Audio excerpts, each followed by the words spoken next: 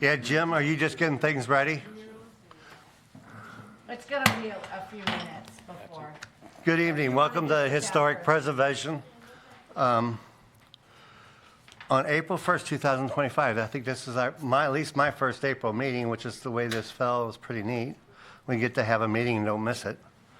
May I call it, or may I have a roll call, please? Certainly. Commissioner Dotson, Present. Commissioner Goings, Present. Commissioner Dietrich, Also present. Commissioner Hernandez, Excused? and Commissioner Rowland, Excused. Commissioner Amos, I'm here. and Commissioner Gunnelson, Oh, excused. Yeah, sorry. Threw me off. Commissioner Hunt, Present. and Commissioner Bianchi, Excused. and Commissioner Watkins. Here. Okay, we have a Okay. quorum. Everybody's here. Great. Who's going to start us off with an April Fool's joke? Not me. Did you notice the city of O'Fallon had? Oh, yeah. We're tearing down the train depot. Yeah. Is their April Fool's joke? That was good. And it's not even ours. But more than a few bid on that one. That was funny. What's the Historic Preservation Commission going to do about this? I got 2 direct messages on Facebook. Would everybody please join me in the Pledge of Allegiance, please? I pledge allegiance to the flag of the United States of America and to the republic for which it stands, one nation, under God, indivisible, with liberty and justice for all.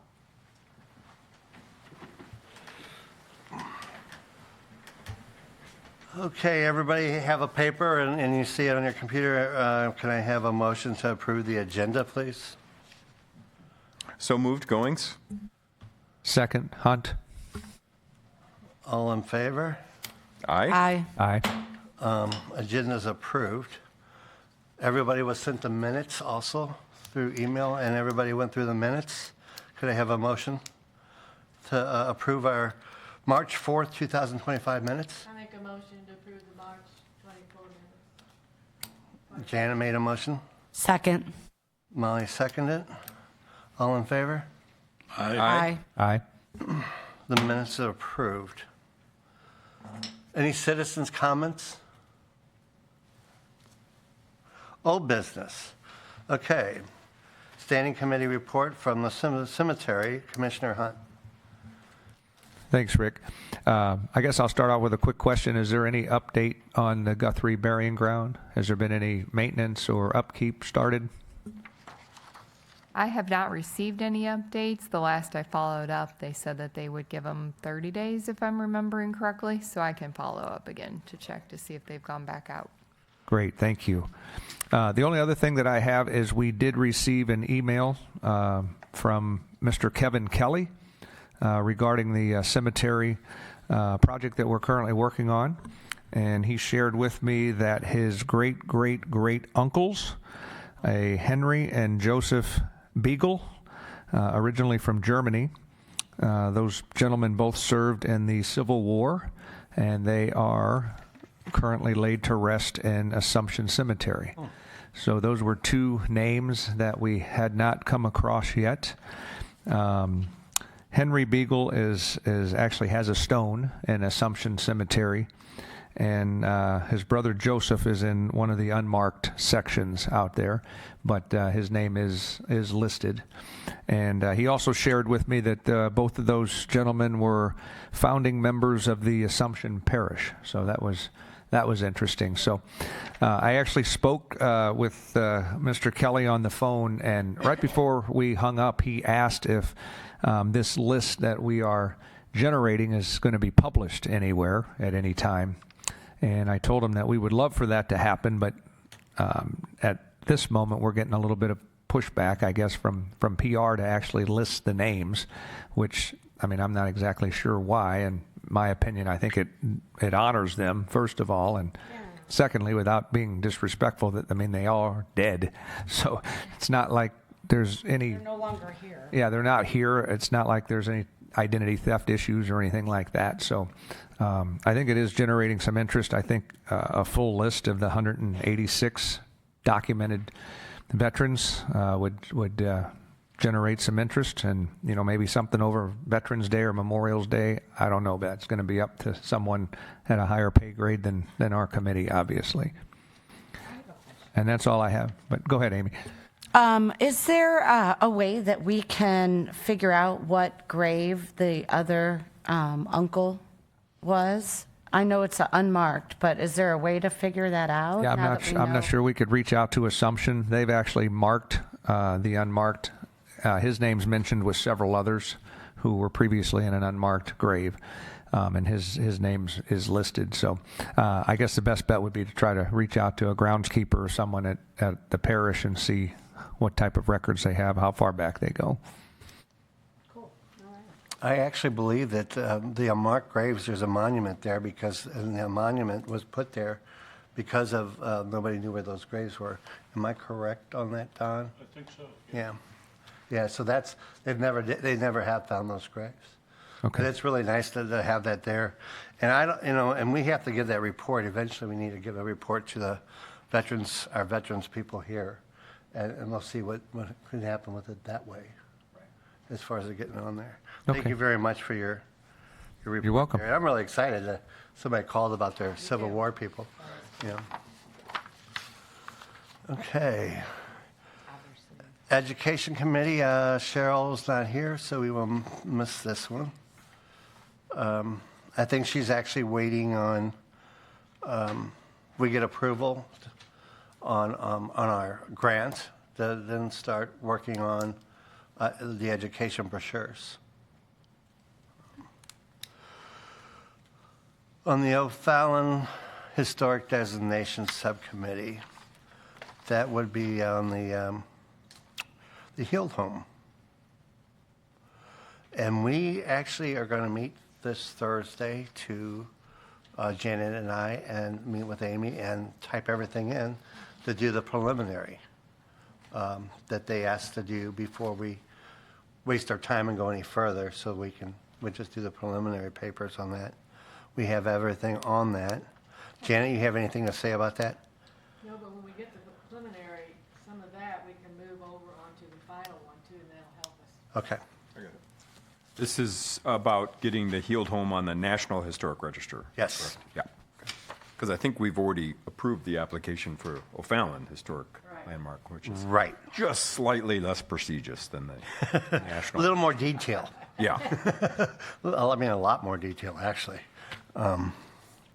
Okay, with that, and then, anybody have anything on that, on the Heald Home that they'd like to add to? If not, we'll go to new business, and Mr. Jim Keithley? Just a second, Rick. I think that was more of the O'Fallon designation. Like we formed a subcommittee and we haven't really met. I don't think the subcommittee has met for the O'Fallon's designation on our list. That was what the subcommittee report was, more on that. Do we have, I think people had talked about joining. It was before the holidays, so I don't know if we need to kind of revisit that. I think we need to revisit that committee, yeah. Okay. Yeah, because all the designations on the homes. Yeah, I mean, I thought Molly, you was on that, Yeah. and I don't know. I hadn't heard anything else. I didn't know. I know we need to set up a meeting on that and see where we need to go on that. You're correct. I went on something else too. I was thinking on my mind. Yeah, we actually talked a little bit about this today. Yeah, so we need to get that committee back up and going, and at least get one or two houses on that list. And I think there's a couple that have reached out to us that we will work on those first. And then the key to this though is they have to actually do a little work themselves. You know, if they don't give us the information on the history, then it's not our job to go Find it. write it all. Okay. So we'll get the committee going. We'll get a few people, and it takes daytime and it takes nighttime to do this. Thanks, Amy. I'm especially free during the summer, so. Oh, that's good. That's good to know, because I was going to put you on a position there. Thanks. Okay. With that, tonight our presentations, the Keithley Plantation in O'Fallon, And Mr. Jim Keithley will be up here and will give us the history. The Keithleys are very instrumental in developing the original town. Very cool. First of all, from the bottom of my heart, I'd like to thank every one of you for being on this committee and serving. I love history, and I truly believe that understanding the past is the key to the future. And I believe that. I'm very proud of my family. I will do the best I can. Jan is my neighbor, and she asked me to do this, and hopefully it'll be okay. Wonderful. Our name first started the record in AD 691, and I'm going to take you through the history first, as quick as I can. They were Catti, C-A-T-T-I, out of Germanic Europe, and my DNA still shows that. It shows that I'm 60% Germanic Europe, 35% Netherlands, 4% English, and 1% Denmark. So I think it's pretty accurate where I came from. And if you have ever done your DNA and keep up with it, you'll get the same results as time goes by. So with that, the brothers started there. There were 5 brothers. Then they went to England. And there's a town in Yorkshire. It's Keighley in the province of Yorktown, England. The town is named after the Keithleys. There's still a lot of Keithleys there. So the 5 brothers that I'll be talking about came to America, and they came to Pennsylvania and Maryland. Jacob was my 5th grandfather back. He served in the Revolutionary War in the Pennsylvania unit. His brother William served with George Washington at Valley Forge. He was in charge of supplies, and he was from the Massachusetts militia under Paul Revere. Because of that, I am very happy to say that I traced the family history back. I am a member now of the Sons of the American Revolution, and I wear it proudly. Jacob, when the war was over, he married Barbara Rowland in 1777. Jacob followed Daniel Boone, we're related to the Boones, to Bourbon County, Kentucky. From there, and that was in 1802, from there they said the Keithleys always liked the land, and believe it or not, that has come through my family, even up until my son. It was always said that if you had land, you were a free man. My dad loved to garden. Everybody in our family loved it. And my son carries the same tradition. So hopefully some of that did get into our genes. Samuel, my 4th grandfather back, arrived in what is now St. Charles County in 1808. And this is where my history of the O'Fallon starts. Again, following Daniel Boone as he left Kentucky. He arrived with $10 and an axe.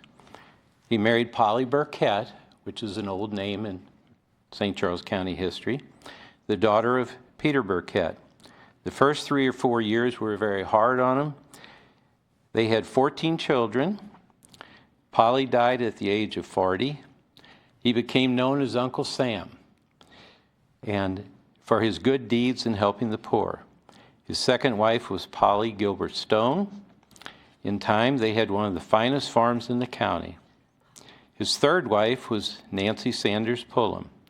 He was a member of the Methodist Church and loved camp meetings and was liberal in his gifts and support. My second grandfather back was George Woodrow. He married Mary Frances Smith.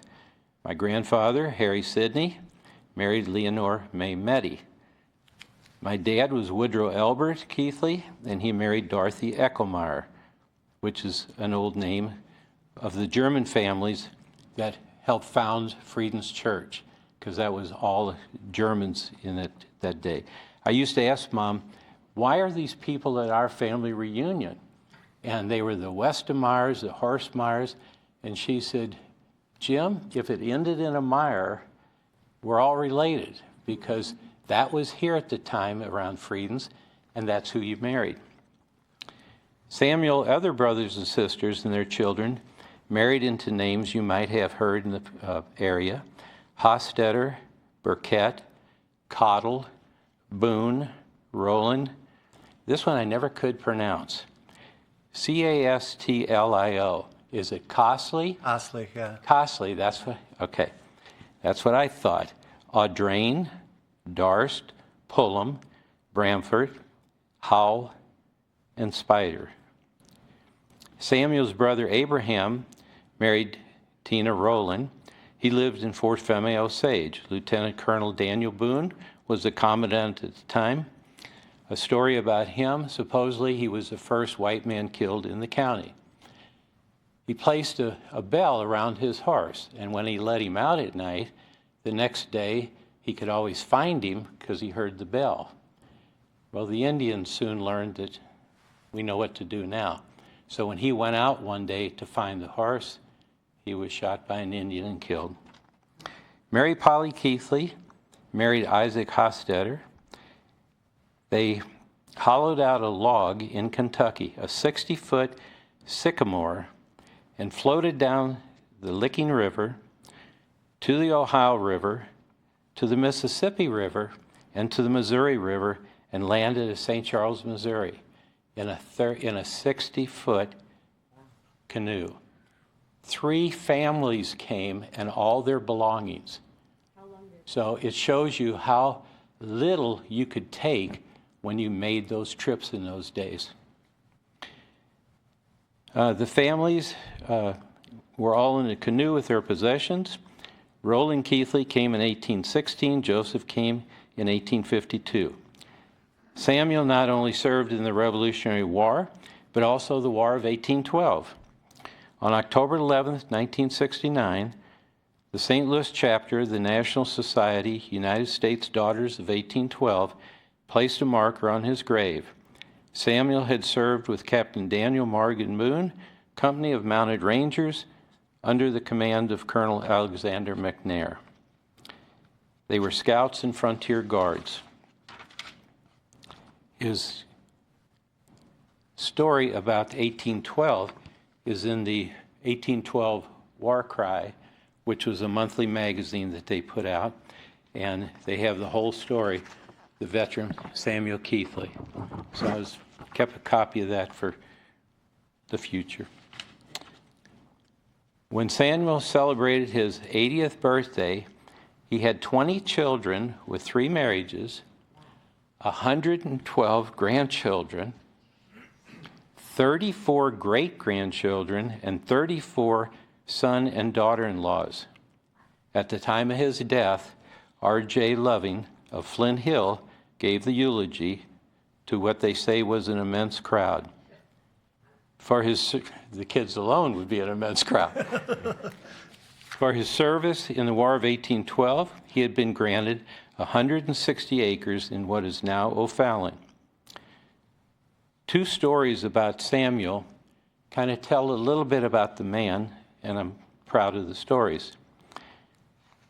On one trip, bad weather, he had to go back to Kentucky, and on his way back, all the way was meeting storms and bad weather. He asked several times at different places to come in and be allowed to stay there that night. Everyone refused him. So when he got back to O'Fallon, he told, his family what had happened. They built a small house on their land, and that was just for anybody that was traveling would always have a place to stay and a meal to eat. And supposedly, many people took advantage of that. He never turned away one. Another funny story I'll tell real quick. He was missing corn, and he kept missing corn. He thought, I'm sure not using all this corn for my stock. So he had a neighbor come over, and the neighbor said, well, I think what you ought to do is put a trap in here. And the neighbor showed him where to put the trap. So Grandpa thought, that's strange. So he placed it somewhere else. The next morning, the neighbor was stuck in the trap. and supposedly, Grandpa never said a word. At his death, he was 80 and a half years old. Daughter Mahalia married Dr. Jasper N. Castillo, she inherited the land in O'Fallon. Mahalia, in honor of her father, donated 1 acre of land, what is now Sage Cemetery, and a half acre of land to start the African American Methodist Episcopal AME Church. Reverend Jefferson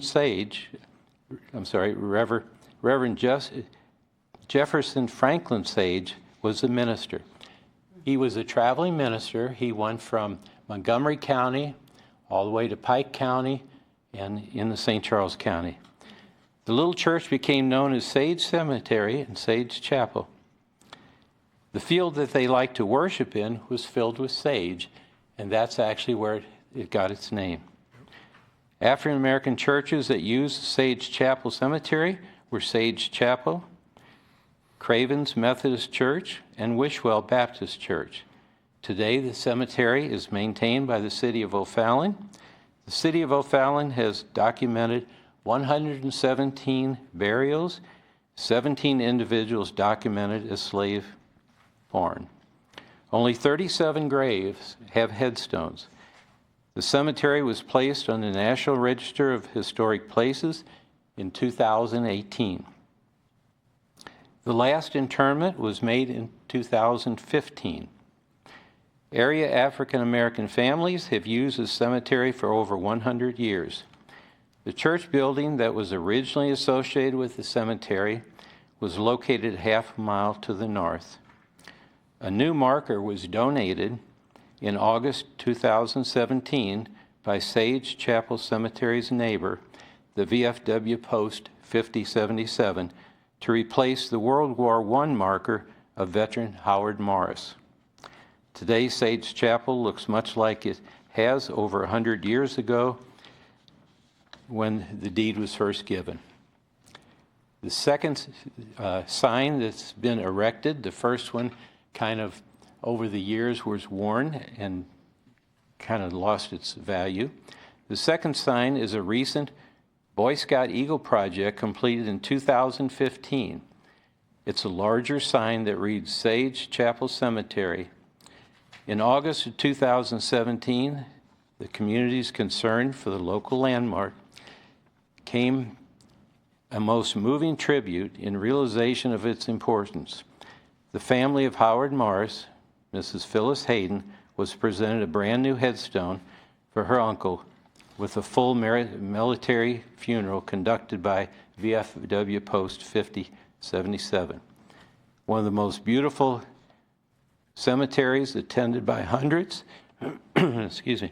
This was a genuine demonstration of the love the O'Fallon community has for this landmark and the people associated with it.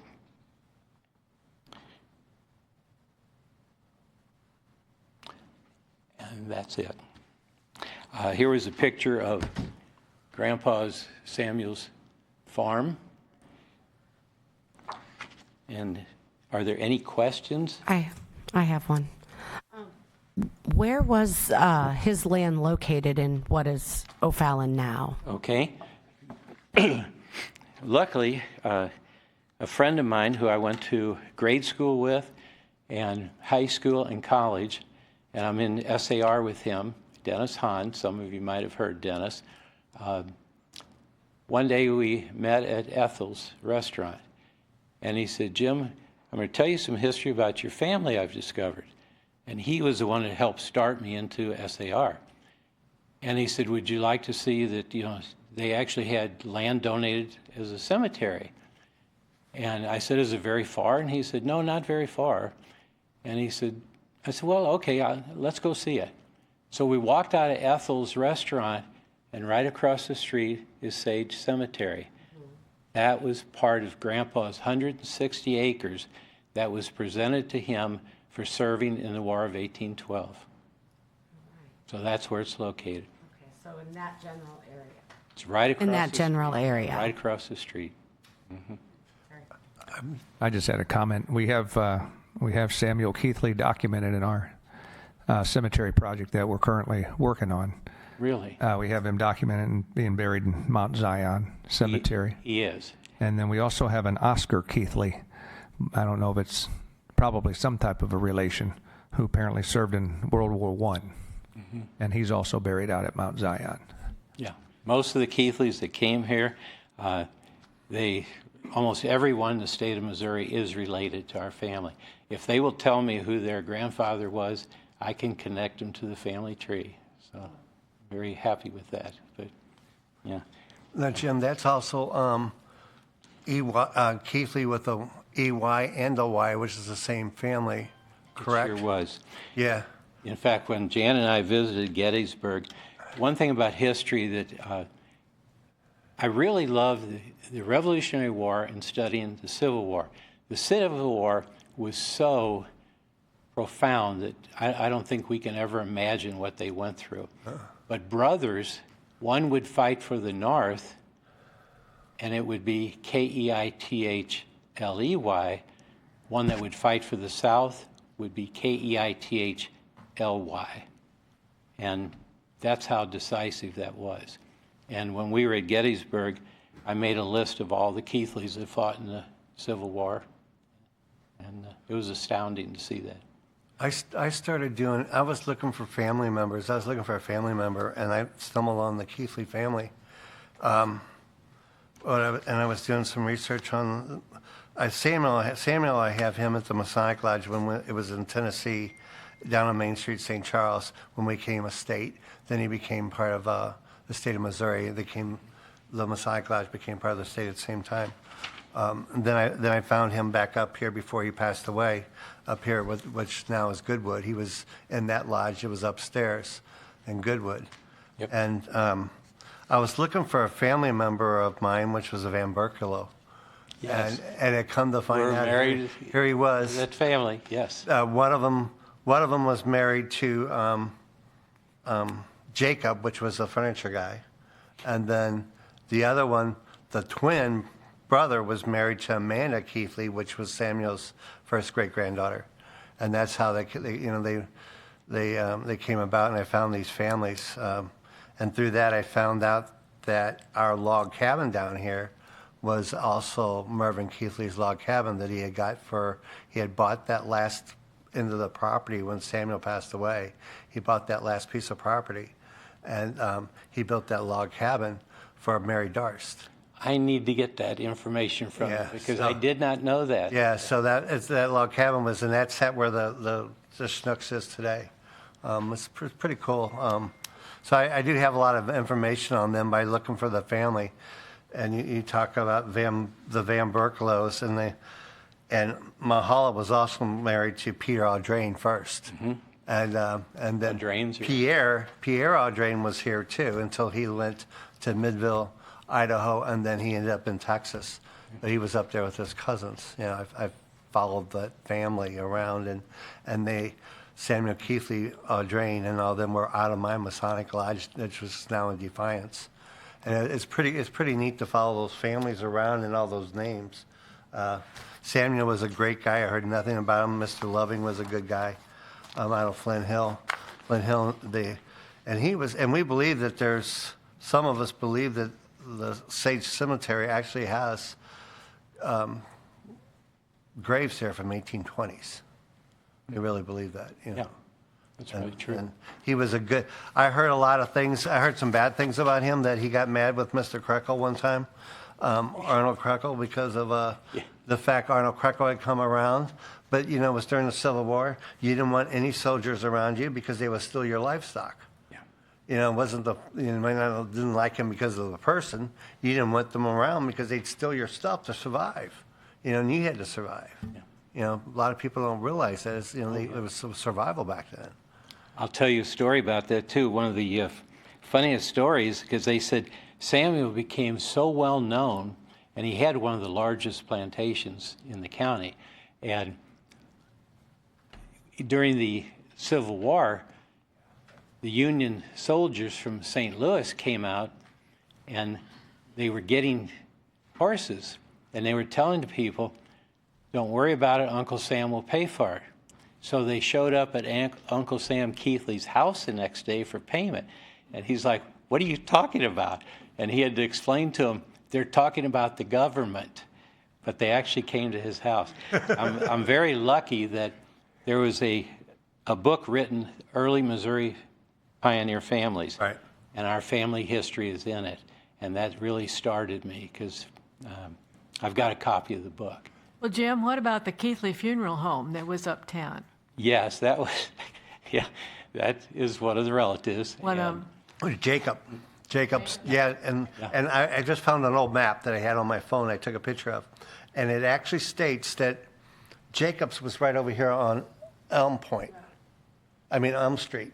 And then that was over there because they held the lodge over there after they sold the property to the Mustoffs. But then I guess Lucy did that. Now, my one question I have is, was the old Keithley plantation the actual Bramlett house? Because Lucy was taking care of Samuel and his last wife at the time, and she's on the records. And I don't know if that was actually the Bramlett house. I don't know. And that road is Bramlett, but it never really should have seen been that. Keithley. Yeah, that's Bramlett Road, so Yeah. it possibly could be. Yeah, because she was taking care of them before they passed. A funny story. My dad worked at that funeral home for 2 days. And I was telling Jan about it today. And I don't think I'll repeat why he quit. But, he had 2 bad experiences. The first day was a very bad experience. Won't go into that. It was funny, but I won't go into it. How about the second one, though? The second one was funny. They had picked up this body, and it was out in the country in a log cabin, and there were dogs around protecting the man. And they went in the house, and they took the body, put it in the hearse, and halfway to town, the man went straight up and set up in it. And Dad just freaked out. When they got back, he said, "That's it, I quit." So he had 2 bad days, and that was it. He didn't last any longer. But That would be, yeah, those old stories are kind of neat. He was, yeah. yes, yeah. Well, thank you very much for your, You're so welcome. Thank you. You're so welcome. It's an honor to know a lot about my family history. It really that picture you had though, was that the one that was in the 1875 map? It's a drawing? Yeah, this I found, I was on the board of the St. Charles Historical Society. Yeah, 1875. Yeah, that's 1875, yeah. It was so funny because we would have our meetings every month, and it was upstairs. We'd always walk downstairs, and there were these pictures that were on the wall. We never stopped in 2 years to look at them. And one day I decided, I'm going to look at the picture, and all at once I'm like, this is Grandpa's house! And I never even knew it. I've been walking past it for all those years. What year is that? This one? That drawing, that's an 1875, It doesn't have a year on it. 1875 atlas. If you get it, okay. you get the 1875 atlas, it's in there. 1875. Yeah, 1875 Make atlas. a note of that. It's a big drawing. They did the drawings of the houses back then, yeah. But I had to laugh so hard. I was walking past that for a year and a half and never looked at it. Yeah, that's why, when you look at that part of the house, that's why I was wondering if that was part of the Bramlett house, and actually it just kind of got confused through history of that, was that, because I think that's where McAllister's was. That's where the other house was, yeah. Well, bless yous for continuing history. And Thank you. I sincerely mean it. We'll stay in touch. I would like to get some of the information you know. Sure, I will. I'll get it to you. Thank you. You could give Where do you get the atlas? You can buy the atlases at St. Charles Historical Society or Winsville's Historical Society. They have copies of them. And it's the 1875? Yeah, that picture's the 1875. If you have, the 1905 is for sale too. Those are the 2 ones, and then there's a 1948, but there's no really copies of that anybody's selling. And they're really good to look at. You can see where the springs were, where the old cemeteries were, where the old town used to be, what part of the town, how it's changed. I think the city might have some of that where they can actually overlap through time of those with those maps, I think, is what I was told.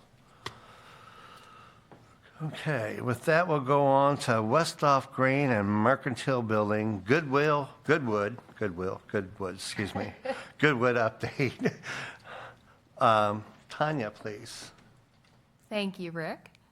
So if you are not aware, the West Off Grain and Mercantile Building needed to be placed on O'Fallon's Registry of Historic Places. So we did have to put that in front of City Council. It will have to be an ordinance. It went through its first reading March 28th. No issue, of course. And then it's up for its second reading April 10th. So provided that passes through City Council without an issue, we will be able to designate them as, which is now the Goodwood Building, if you're not aware, as a historic place in the city of O'Fallon.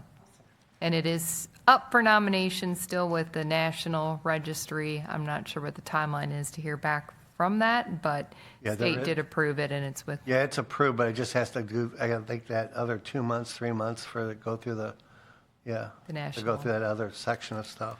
yep. Thank you. And thank you guys for working on that too.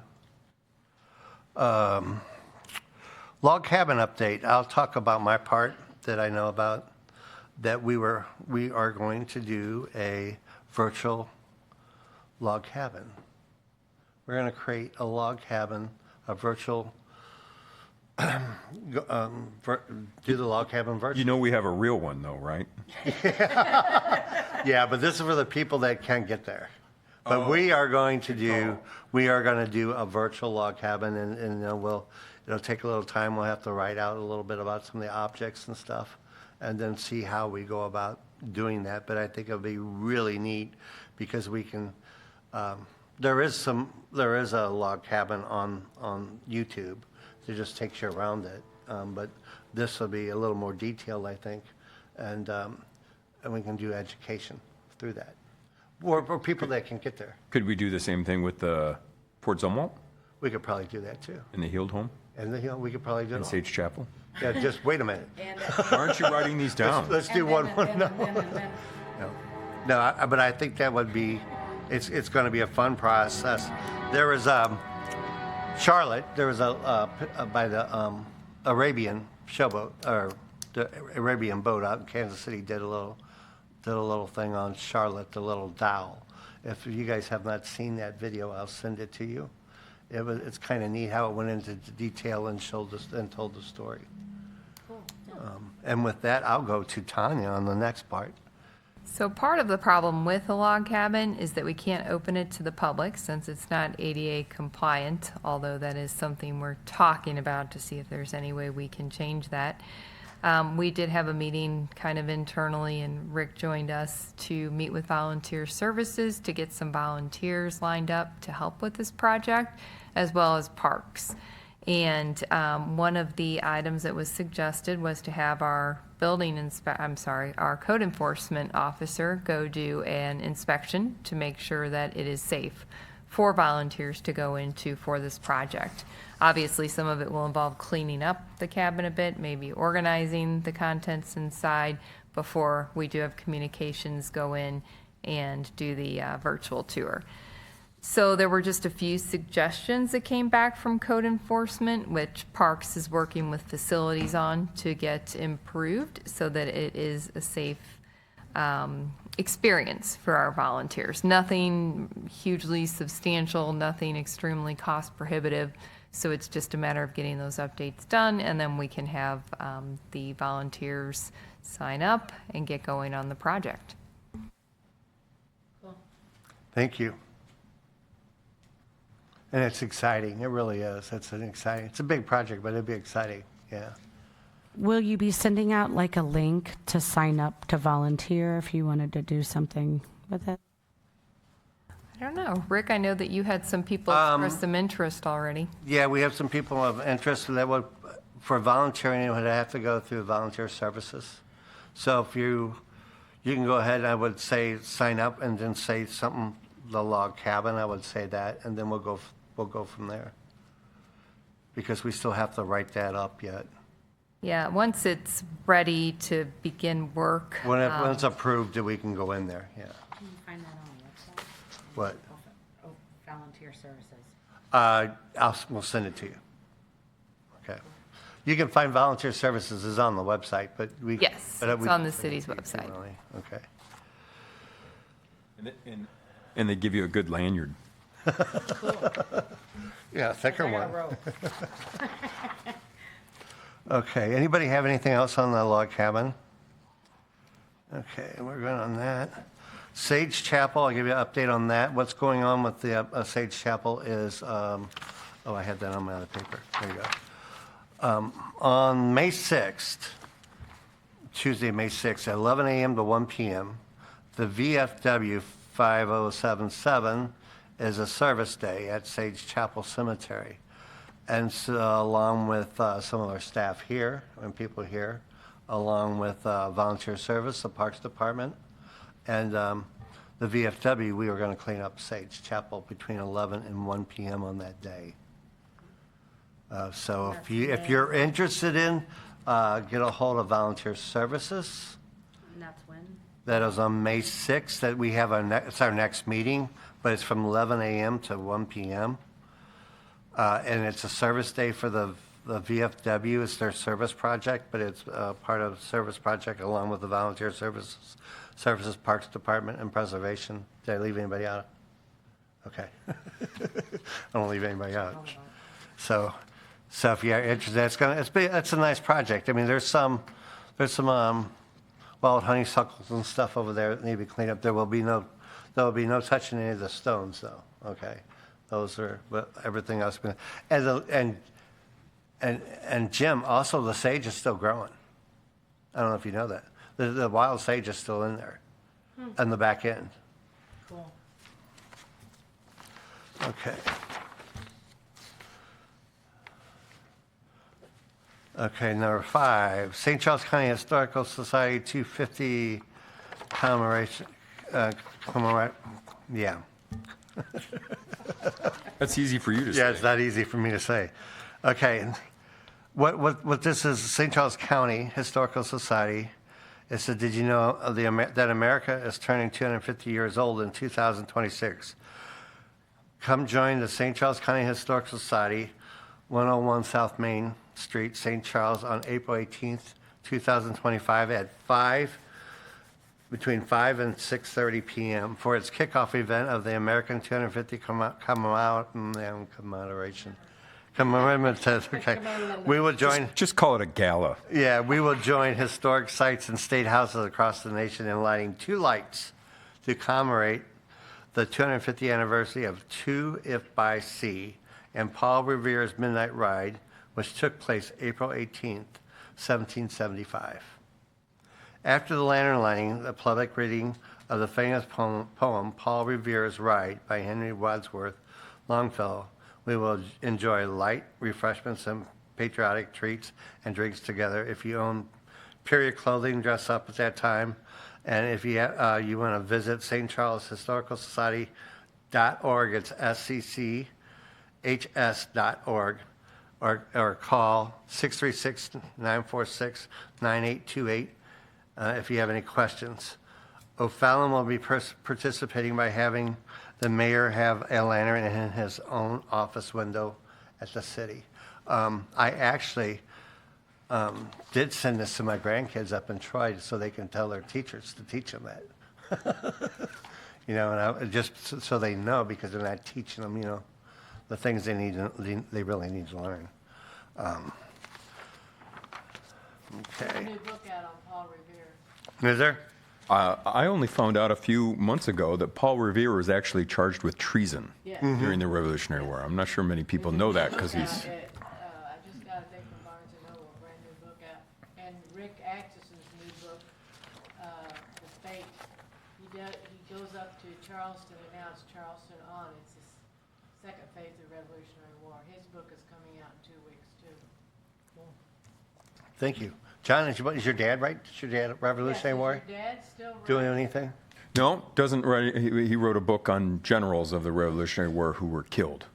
So short biographies of like Joseph Warren and... Right, can we get that book still? Or is Sure, it- I have a copy. Yeah. Will you bring it next time? Okay. I thought he was going to come down and do a I was talk. wanting your dad to. Oh, he was waiting for the invite. Well, Okay. come on. Okay. Set him up. When's he Let's coming to town? Yeah. Don't know. All right, Ask it. all right. We would love to have another rider in town and talk about the history of especially at this, we're going into our 250th anniversary. Right, we need, Yeah. and the DAR will be at the, couple of the DAR organizations. Oh, coming yeah. up will be at April 18th.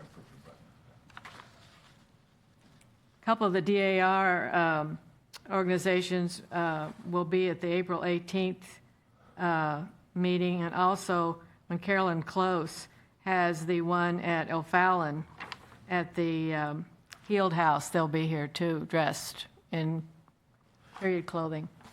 Yeah, that is April 27th, 2025, at 1 p.m. at Fort Zumwalt Park, and I believe they have a lot of Zumwalt. What I was told the other night, they have a lot of Zumwalt family members coming that are around the area, some out of town. So it's a pretty good. The marker's already up, but the ceremony is on April 27th at 1 p.m. at Fort Zumwalt Park, and there will be a marker dedication at the Healed House too. Okay. Any other items? I forgot that one. I've got one. Okay. Traffic box. Tanya, do you want to talk about the latest info about, I almost signed an agreement with MoDOT? We're waiting on MoDOT still. They do have the agreement, and I know that Mike, the city administrator, followed up with him the other day, yesterday, asking for an update. But it is sitting with MoDOT, and he said he's been extremely busy, so hasn't gotten back to review it yet. So once that agreement gets signed, that's an agreement that allows us to be basically the authority on doing traffic box sponsorships on MoDOT-owned traffic boxes. Here in the city of St. Louis. Yeah. It's the city of O'Fallon. Sorry. So up until now, we've been able to do traffic wraps on city-owned, the 38 that are city-owned, but Highway K and Highway N, among other places, we can't do because they don't own it. But this would allow us, this agreement would allow us to, our commission to approve a traffic box and then have it installed on a MoDOT-owned box.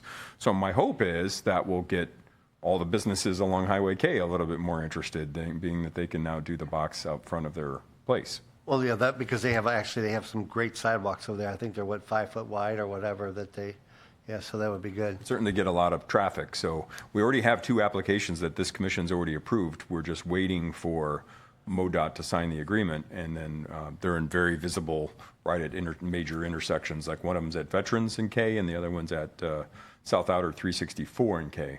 That we're all ready to wrap as soon as we get the agreement signed. Okay, on traffic boxes, I'm going to go ahead and mention this too, that the city of Winsville reached out and they have seen Amy's presentation at Jeff City and asked if they could come down and do the Winsville City Hall. And Amy went down there and represented us for the traffic boxes. She did a great job again, and thank you, except she left her thing in the. We couldn't get out of there, but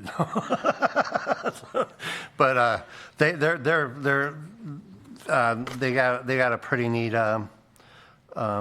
They don't have preservation. They got their preservation. Their CLG is a little different than us because we have commissions for everything that they do, where they only have one person, then they have this commission, they have this person, and this person on their board, and it's like, oh my gosh, I'm glad we don't have that. You know, we just do history, period. Well, in general, everyone knows O'Fallon's far superior to Wentzville. Thank so you. We know that that helps. too. Believe me, we heard about that. They're up there too. So it goes to reason our CLG is better too. Yeah, thank you. Yes. Okay. Anything else? With that, I'd like to adjourn. Good night. Thank you.